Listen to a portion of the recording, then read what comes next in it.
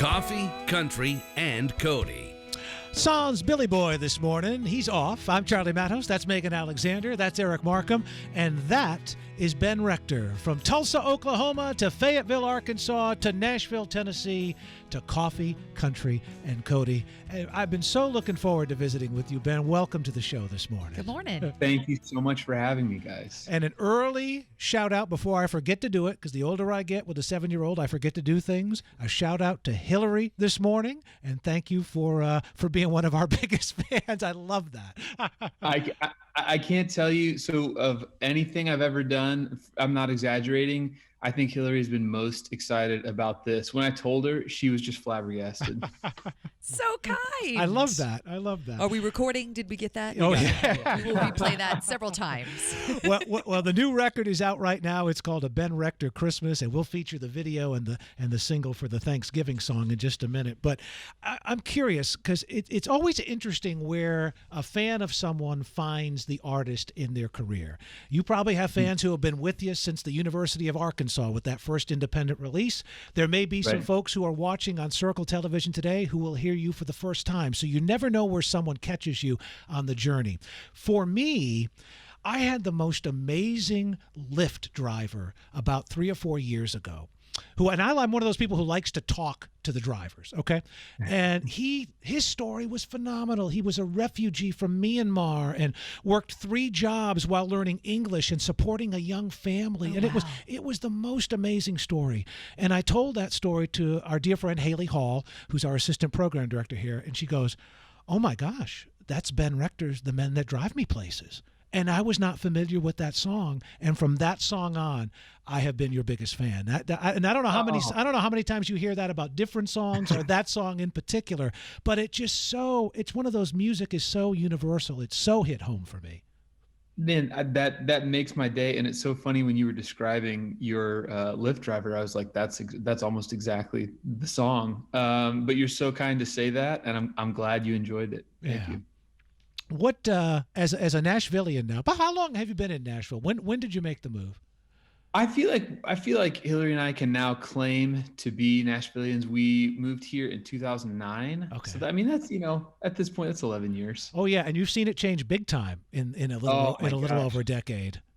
Yeah, and I mean I know it changed a bunch before we got here, but I feel like we kind of got here at the beginning of the wave. Yeah. So as a Nashvilleian now, what is it like to not only do it once but do it multiple times? Step on that Ryman stage and look out at a sold-out crowd.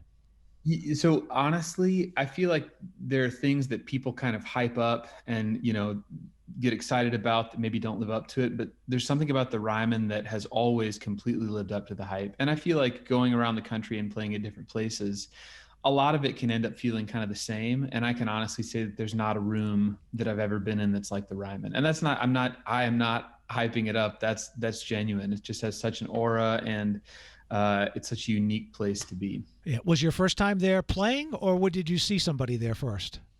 It's interesting you asked that. I don't know if I played there first or saw a show there first. I think I might have seen a Christmas show there first, but I played there. I opened there kind of early on, but even then I was just like beside myself to get to do it. That's the kind of thing where when I moved here, I was like, I'll probably never get to play there. Wow. Yeah. And then you get to. Yeah.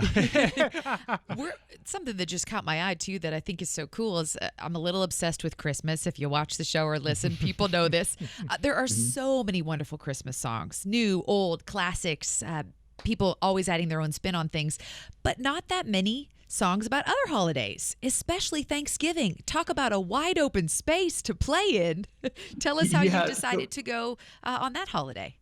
For sure. So I was going to make the Christmas record, and my manager was like, you should really do an original Christmas song. And I feel like what people don't realize, because they're so used to Christmas music, is those songs are unbelievable. Like, they're classics because it's like the greatest hits of the last like 70, 80 years. And so to add a song into like that canon is almost impossible. You've got like Mariah Carey, Wham, Paul McCartney, and Wham and Paul McCartney. those songs kind of sound the same and not Christmassy at all. So really it's just Mariah Carey. And so I didn't have anything to add. I was like, I don't know what else I have to say in this realm, but I did want to write an original song. So I kind of thought like maybe I could do a Thanksgiving record or a Thanksgiving song. And half of it was honestly because Hillary is adamant about not listening to Christmas music before Thanksgiving. And I knew and I knew that if I was going to release a Christmas record, it was going to have to come out before Thanksgiving. So I was like, I'll write a Thanksgiving song. And, I had the idea, started writing it, but midway through, I was like, surely I am not the first person here. There's got to be just a bunch of Thanksgiving music that I don't know about. Finished the song, looked it up, and there really is very little. And I kept being like, am I not Googling the right things? Is there a bunch of it? And there isn't. So, not a lot of competition for Thanksgiving songs, which I like. That's really the story. Great artwork on the cover, although one would notice instantly if you're watching on Circle Television, the cover does not feature a mustache. The live and living Ben Rector does this morning. Is this a COVID 2020 mustache? I've joked with a couple of people, and I forget that I have it. So anytime I pop up on Zoom, people who aren't used to it are like, "Whoa!" It started just kind of as a joke for myself, out of boredom. It feels like it's the only small thing I have control over this year, and I was just like, "Yeah, I can grow a silly mustache and keep it."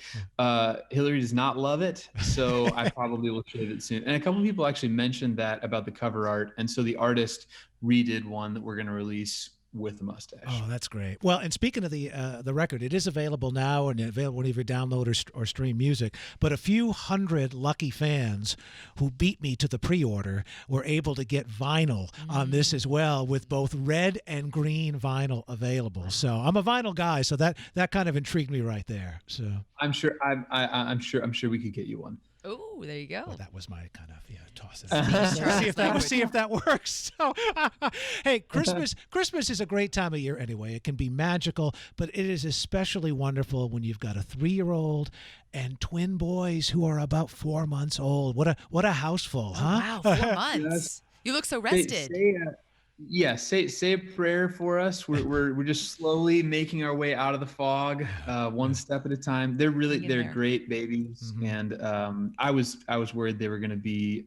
I mean, just 2 of them that's a lot of babies, but they've ended up being really wonderful. Well, 4 months, you're starting to feel okay, right? Like they're starting to sleep a little bit better, and 4 months is sort of turning the corner. It's like, I see pictures of them a few months ago, and I was like, that was not sustainable. And this, you can do this.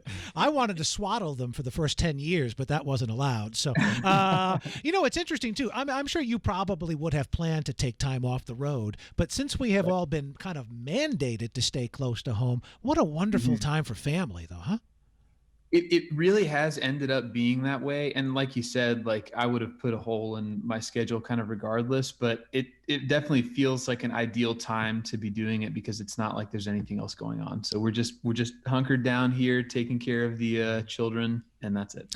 Well, the one bummer of 2020 is if this were normal, we would have you in studio and spend the whole hour. But we are wrapping it up now on Coffee, Country, and Cody. Ben, it's been a pleasure. Can't wait to see you in person and have you come join us in studio and sometime. Thanks for a Thanksgiving song.